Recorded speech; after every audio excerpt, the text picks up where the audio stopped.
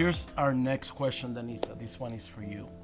After some years being married, I do not feel as sexy as I used to. That's it. But I guess the question is, how can I change this, or what happened? Okay. And it is a natural evolution process for all of us, not just for females, also for males.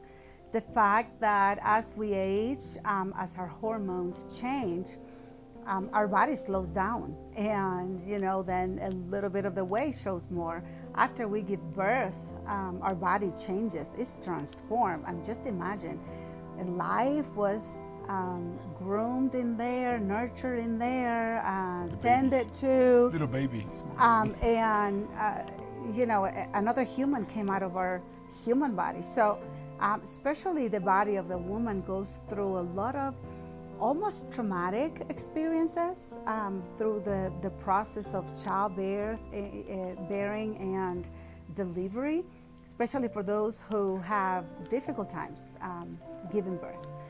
But also our hormones, the fluctuation of our hormones, not just from a monthly cycle, but from a seasonal standpoint, produces that we feel a lack of energy. So it's not only the reflection on our physical body, but also what we go through mentally and emotionally. Remember that hormones affect the way that we gain weight or lose it, the way that our metabolism functions, but they also affect the way we process our emotions. That's why when we hear the little joke, oh, she must be on her period if she's too emotional or too edgy, because our hormones play a big part into that. But the good news is we do not have to settle for what our body wants to dictate. We can make adjustments to bring something different, to bring about something different. So if you're starting to feel that your body's getting sluggish, that your body's getting slower, that your metabolism is not responding the same way, well, then let's make some adjustments to our diet, to our exercise routine, even to our sleep. Sleep is an essential part of not just feeling sexy and beautiful, but in actually helping our body to produce some of that beauty. We need that rest, we need that recess, so that our brain can do the work that is necessary. So those are some of the main things that you want to be aware of, so that you know what to do to retake that sexy lady back. From the relational perspective, I want to add something into that, Danisa. I think it's important for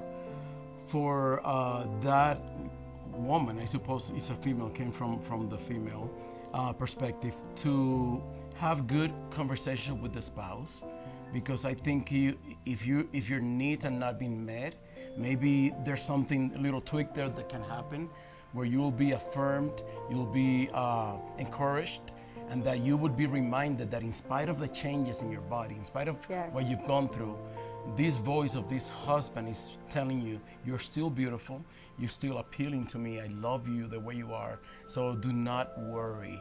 I am not moving, I'm not going anywhere, I'm still here, my love, and I will be here until the end. So I think that provoking conversations of that nature and expressing what the need is, so that the husband would know. Remember, we don't read minds, so it is important to reflect on these things in those deep conversations. Or in another practical level as well, not just on the health aspect of it, like the psychological, the hormones, the rest, but on the way that we present ourselves.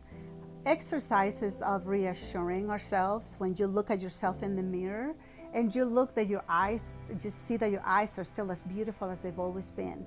Where you see like that yours.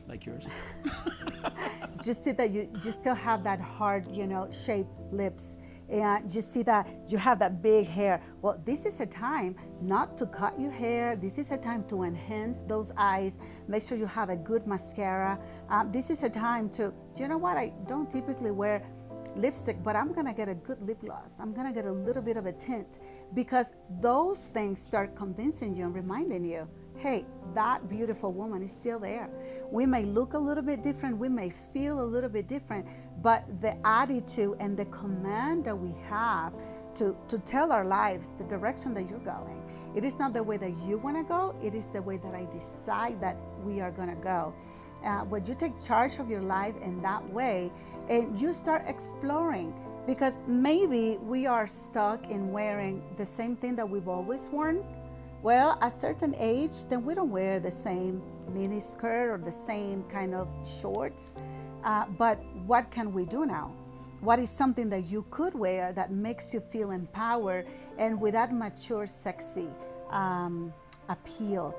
Someone that knows the strategies that she's using, what I call the convertible blouses, those that have a zipper or buttons. And, when you're out in public, they go to a level, but when you're getting home and you're close to your spouse, then they take on a different shape, it comes lower. All of those little strategies are things that you can start implementing, are things that you can start putting in practice.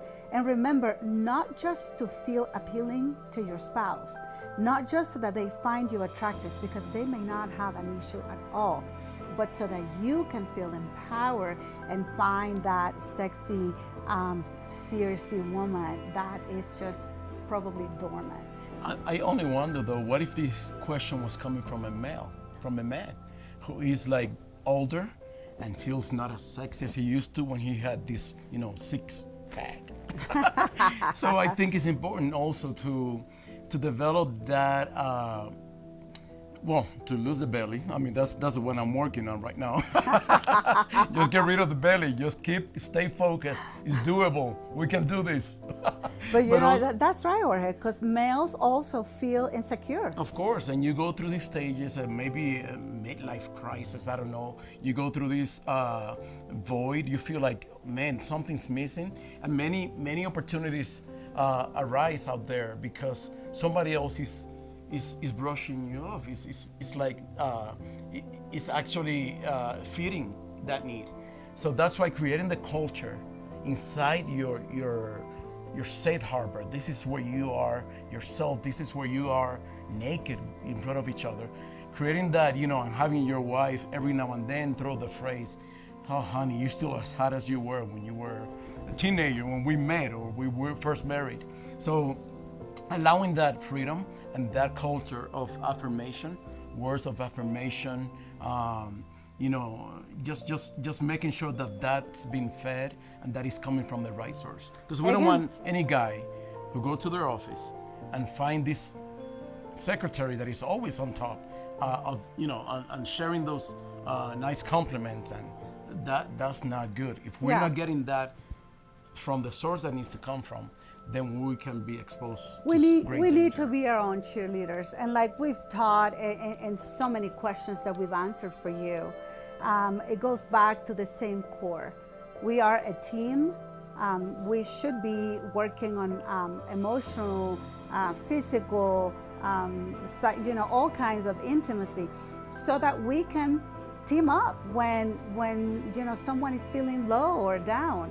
And we can say, you know what, honey, let's do 30 days at the gym. Let's join together. How about if we start working at night, so that person can be there for you as well. I love that idea, though. The team Yes. mindset. We are a team. We fight together. We go through this together. So it's not just your struggle; it's our struggle. How can we get over this together? Because I feel, especially as we age, as we move into that second part of our lives, we feel that we might evolve from what we used to do, from what we used to need. Maybe I'm needing a different kind of affirmation, different kind of encouragement. Maybe I developed this sensitivity that I did not used to have in the past, and now I'm needing something that I'm not receiving. So I think it's very important to keep that team. We are a team, and we put effort towards to protect our relationship together. Two can do better than one. But remember, nobody can add value to your life. You need to see it for yourself.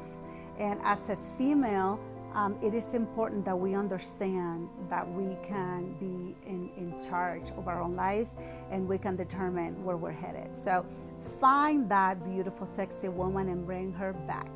Yes. That's awesome.